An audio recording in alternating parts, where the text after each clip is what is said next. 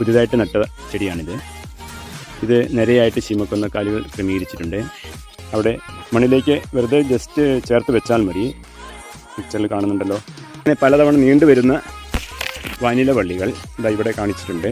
പിക്ചറിൽ കാണാം. അത് ഈ ലെങ്ത്ത് കൂടുന്നതിനനുസരിച്ച് കോയിൽ ചെയ്ത് ഈ ശീമക്കൊന്ന കമ്പിൽ ക്രമീകരിക്കാവുന്നതാണ്.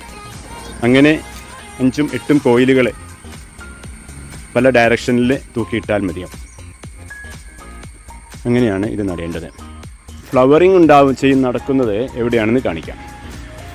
ഈ താഴോട്ട് ഹാങ് ചെയ്ത് കിടക്കുന്ന വള്ളികൾ കാണുന്നുണ്ടല്ലോ, അതിൻ്റെ ഇലയുടെ ഉള്ളിൽ അതിൻ്റെ ബഡ്സ് പോലെയുള്ള ഭാഗമുണ്ട്. ഈ ഭാഗം ഇതാണ്.